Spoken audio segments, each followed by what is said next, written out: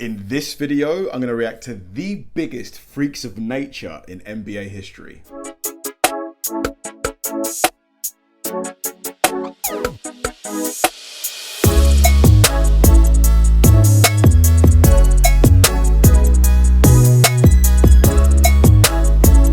Hi guys, and welcome to another episode of Kabir Considers. This is the place where I react to music, media, sports, anime, anything related to popular culture. I'll watch it with an open mind and give you my 100% honest reaction to it. And if you could please hit that like button early, I'd really appreciate it. Now, this is going to be a fun one, just because I'm someone who is still relatively new to NBA basketball. Even though I've been watching it fairly seriously for around maybe 2 years, I would definitely still classify myself as a novice to the game. But even in my short time of following the sport, it's obvious that there's some guys who just genetically are a different breed to other guys. You know, guys like Giannis, for example, Giannis Antetokounmpo.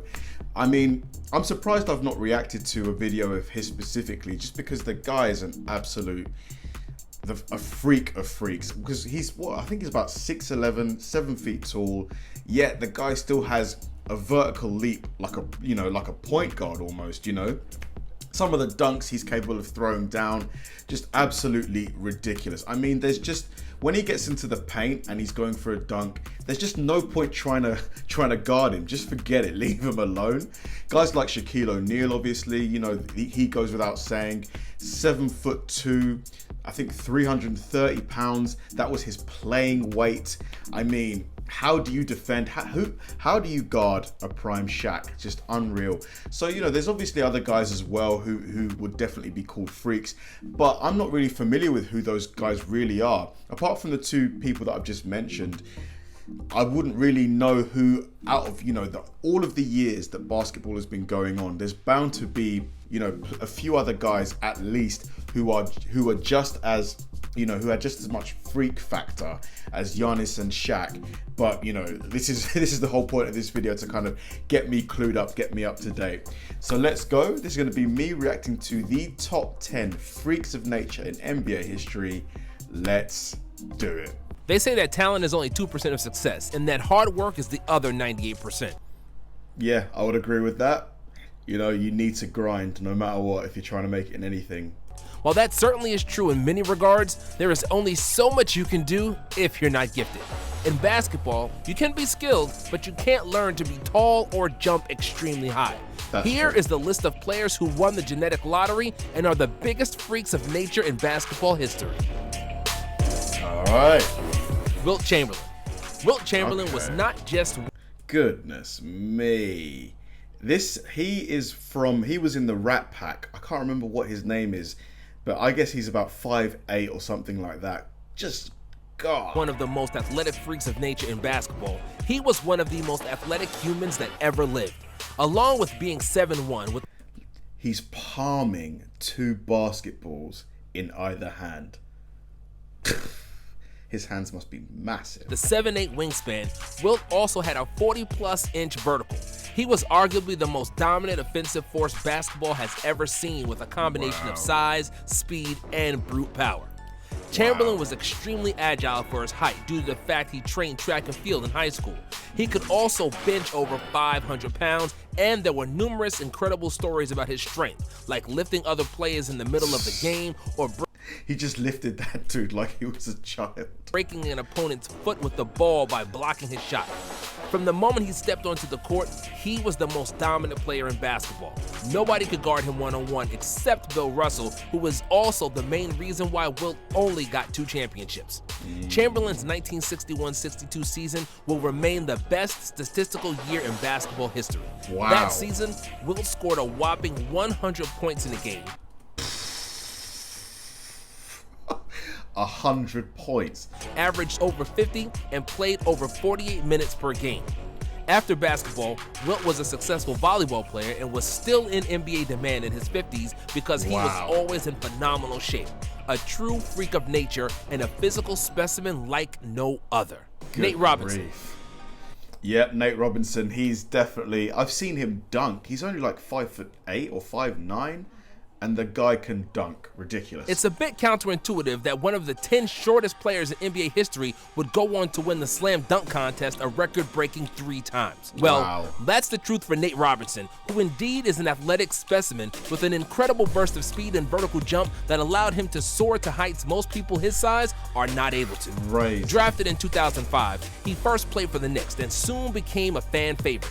The Garden loved his energetic plays and electrifying dunks, sometimes not able to believe that such a high flyer can come in such a small package.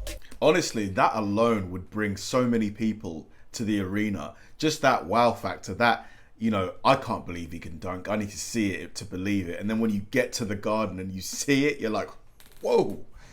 Nate was naturally gifted, but also worked extremely hard to become as athletic as possible to overcome a lack of height. I bet he did a ton of plyometrics, just working on his explosiveness. Because for him to dunk, he must have like a 45+ inch vertical. That's the only way I can kind of... And he extensively talks about it in his book, Heart Over Height. After the NBA, Nate even tried to play in the NFL and had a tryout with the Seahawks. But unfortunately, his football dream never materialized. Shaquille O'Neal. There were centers more skilled than Shaq. Bill Russell had more rings. Wilt had better stats. Kareem had more finesse and more rings, while Hakeem was a far better shooter and defender. But what set Shaq apart from all those greats are just the bulk of the man. Simple laws of physics. Mass plus speed and agility equals something that is very hard to stop.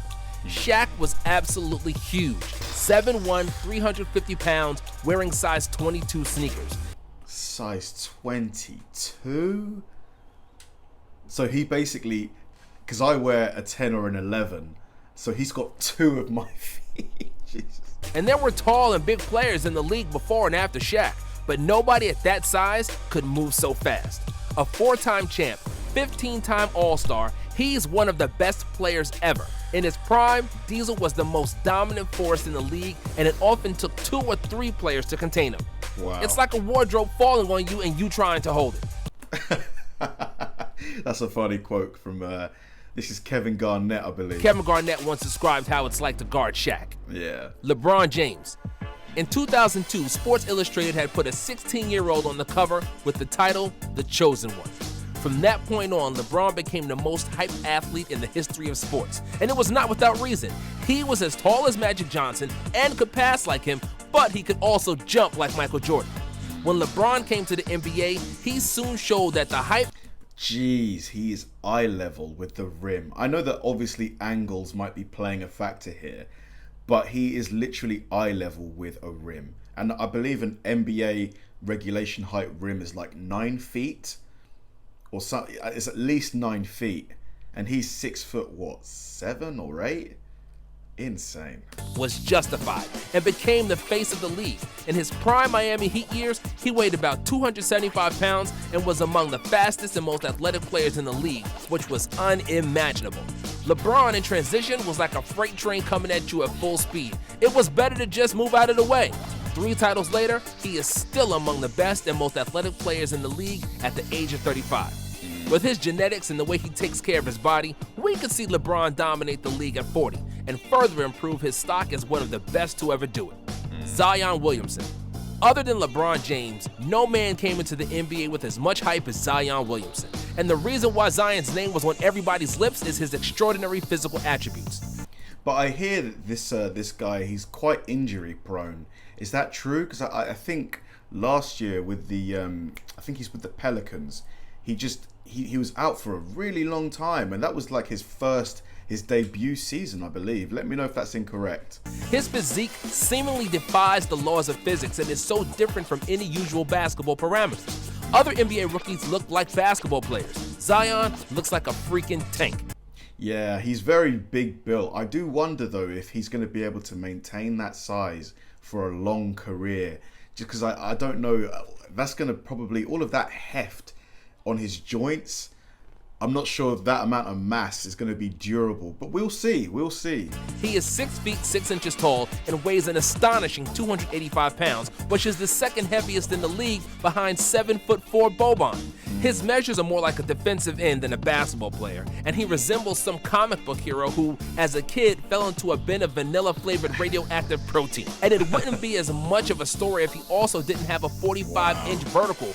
45-inch vertical at that weight is ridiculously impressive. Which enables him to carry all that mass through the air without any hope for defenders to stop him because they just bounce off him.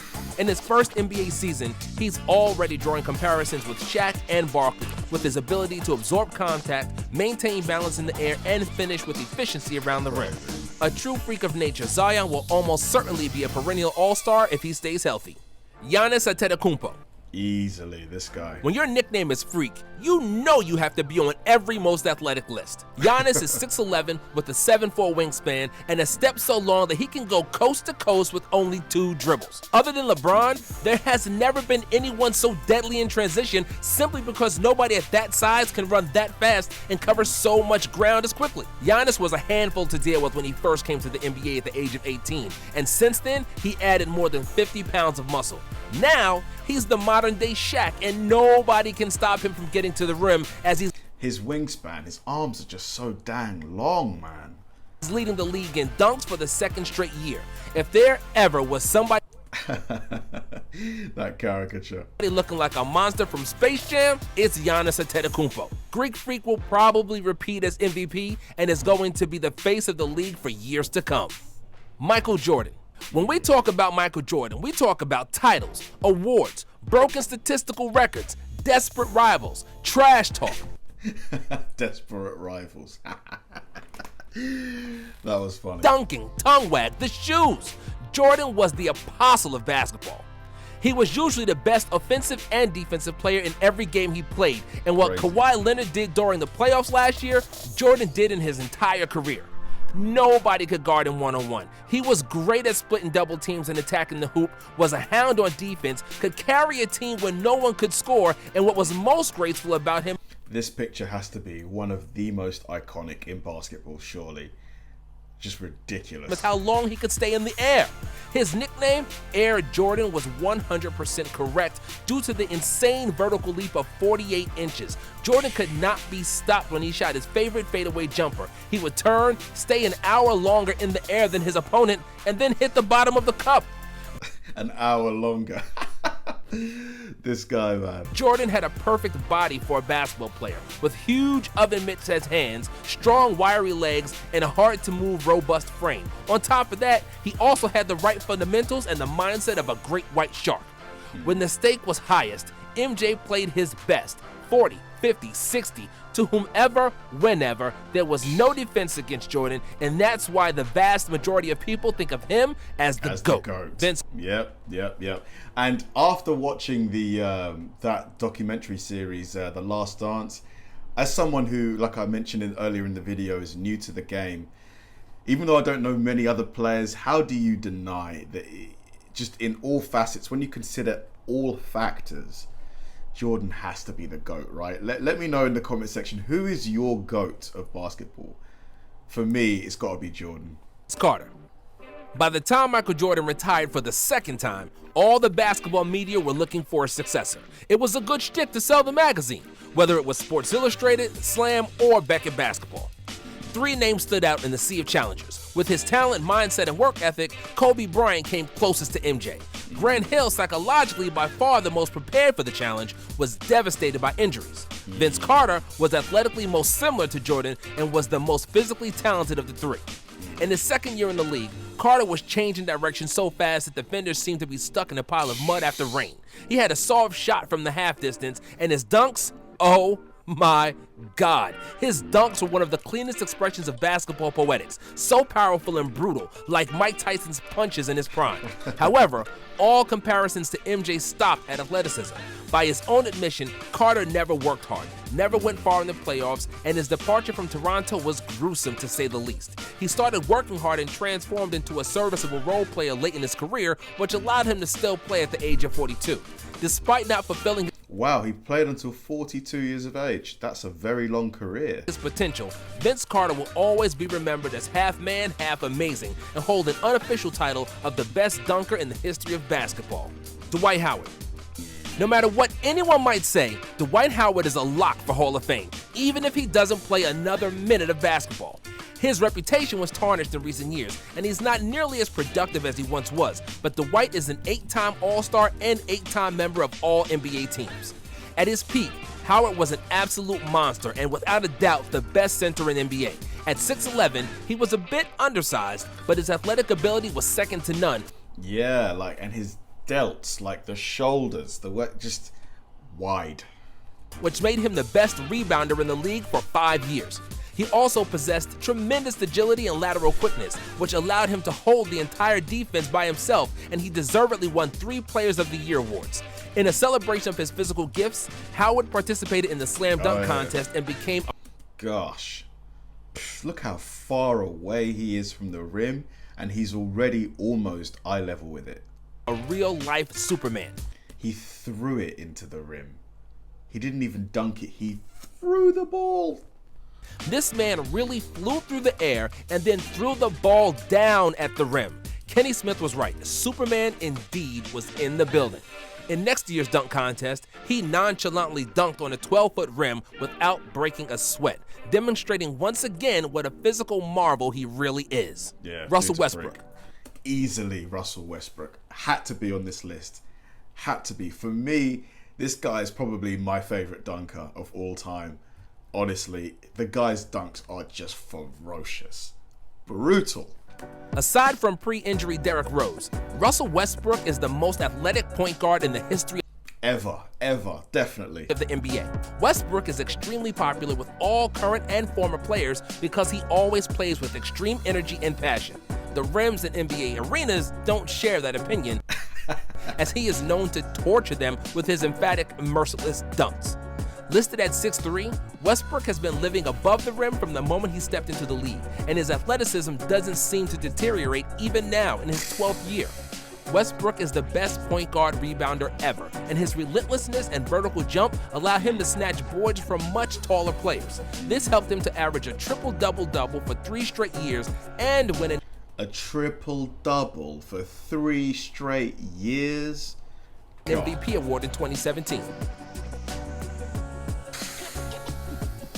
Man, that was a fun one. Honestly, there's some real freaks in the NBA for sure. You have to say, in terms of just pure size combined with speed and explosiveness, the NBA probably has the highest concentration of freak athletes. Just unbelievable specimens like, Russell Westbrook, for example. The guy's 6'3". He's not short, obviously, but he regularly gets almost eye level with the rim, and the rim is 9 feet something. So he's jumping well over 3 feet. Well over. So 45-inch vertical plus. Insane. Vince Carter, ridiculous dunker. The mind boggles. Real freaks, man. Thanks for watching, guys. If you enjoyed this video, please like, subscribe, turn on bell notifications, and keep throwing the recommendations my way. I know I say it all the time, but they genuinely help me out, because if I know you enjoyed watching something, I'll definitely enjoy reacting to it. So like, subscribe, turn on bell notifications, keep throwing the recommendations, and I'll catch you in the next one.